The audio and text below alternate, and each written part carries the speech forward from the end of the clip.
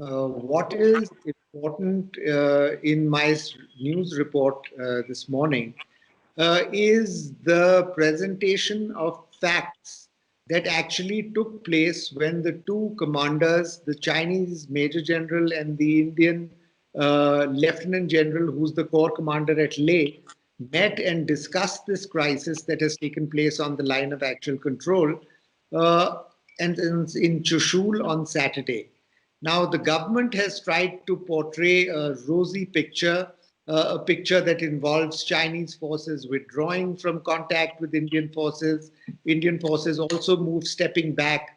The sort of agreement that there is a problem that has to be resolved, an agreement that both sides are going to continue talking to each other and will resolve this problem. So the government has tried to present a rosy picture where the Indian army has reacted in time and halted the Chinese and so on. The truth of that border meeting was very different.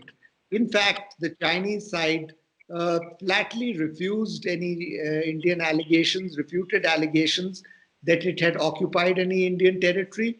It said we are not going back at all from where we have occupied territory. It is Chinese territory. We are within our rights to occupy it. And when it comes to places like the Galwan River Valley, where there are heights that dominate the road, Indian road to Daulat Beg Oldi.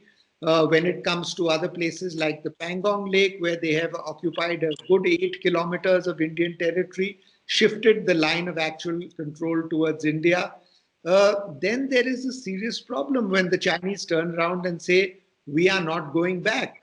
If there is such a problem, if the Chinese have indeed occupied Indian territory and are not relinquishing it, it is the duty of the government to present this fact before the country, to tell the opposition, take the opposition into contact, into trust, and share the information with it, to get the country supported and united behind a certain course of action that the government is deciding to take, and then to take that course of action rather than to just pretend that nothing has happened, everything is well, and if there is a slight intrusion from the Chinese side, then that will be withdrawn and they will return to their territory. That amounts to misleading the opposition, misleading the country, and it is not likely to result in a resolution of the problem.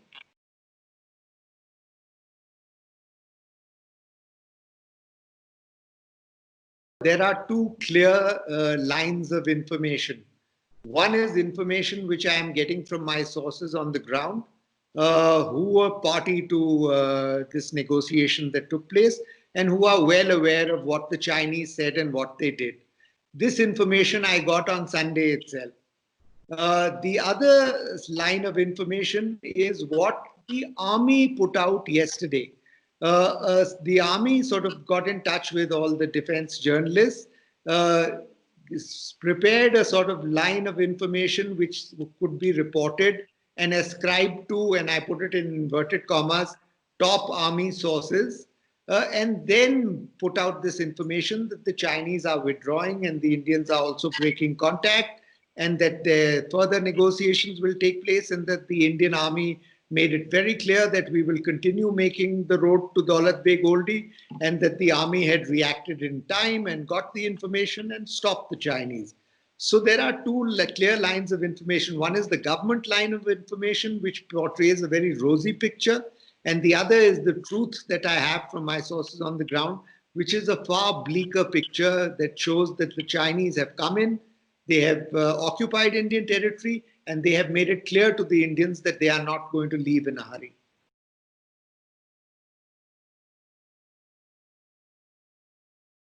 Whether it was the pressure from the opposition and from the public, or the anticipation of pressure from the opposition and the public, and the fear that they might be seen as weak and yielding to Chinese sort of aggression, the government came out with this sort of statement that was off the record, that nobody was ascribing to, that can be denied later, that sort of basically was typed out on a sheet of paper and handed to the journalists.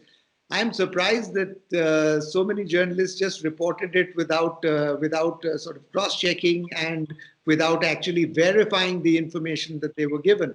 But that is the nature of defense journalism today. They are taking dictation from the government. They are reporting what they are told to do. And this is very, very far from being in the national interest. It is the duty of all of us journalists to find out the truth and not just report what we are given.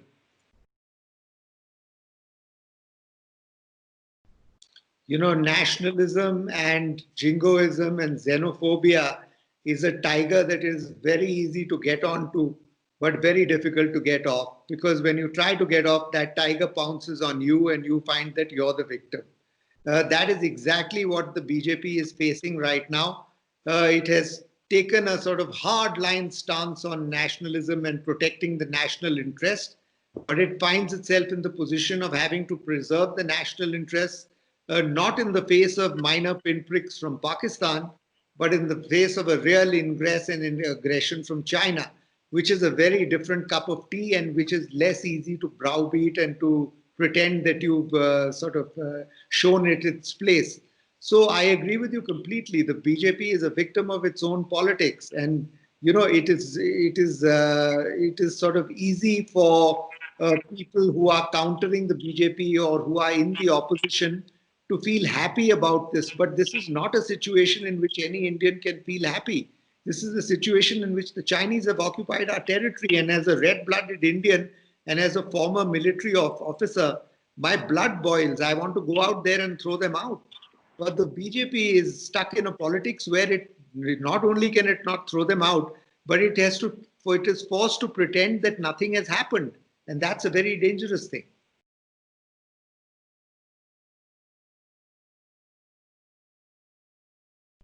There is an undemarcated, undefined, not even agreed to between the two sides line of actual control, as it is called, between the two countries. Now, the line of actual control as seen by China is different, and the line of actual control as seen by India is different. India sees it slightly inside Chinese territory, China sees it as slightly inside Indian territory. In normal times, Indian patrols go up to what they call their line of control, crossing a little bit of Chinese territory. And at the same time, Chinese patrols cross a little bit of Indian territory and patrol up to what they call the line of actual control. Both sides then, having done their patrolling and asserted their claims, then return to their territory. What has happened this time is that the Chinese have not just crossed what they call their line of actual control, but they have come and sat down and established a permanent presence and built defenses and bunkers and even a road in some places inside Indian territory. Now, this is not business as usual. This is not a situation where they are going to go back after having established their claim. They are saying this is our territory and we will take it. And this is territory which India has patrolled for a long time. But now our patrols find it impossible to go because the Chinese are blocking them. So the Chinese have clearly upped the ante. They have raised the stakes. They have raised what is at stake over here. The reasons for doing so are not yet clear. I don't know whether in the diplomatic dialogue it is clear, but in the military dialogue it was not clear why they've done this.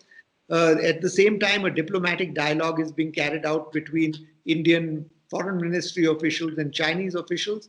Maybe in that they are giving the reasons for that, but we will find out only when the government actually comes clean and makes it public.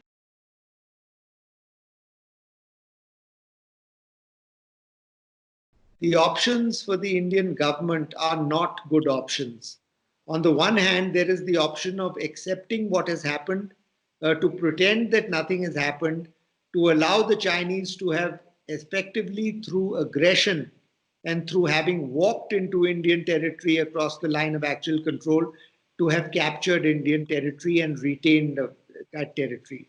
That's one option. The other option is to say this is completely unacceptable to us and then to go and evict the Chinese from that territory. That will slake national pride. That will give us back control of our territory. That will demonstrate to China that India is not a country that you can walk over. but it will involve the loss of lives and it will involve fighting on the ground between India and China. So that is the choice. That is a very difficult choice. Are we going to shed Indian blood in order to assert our claims over our own territory, which is what I would recommend, which is what I as a soldier would want to do? Or are we going to pretend that nothing has happened and to allow China to get control of Indian territory? Bad options both.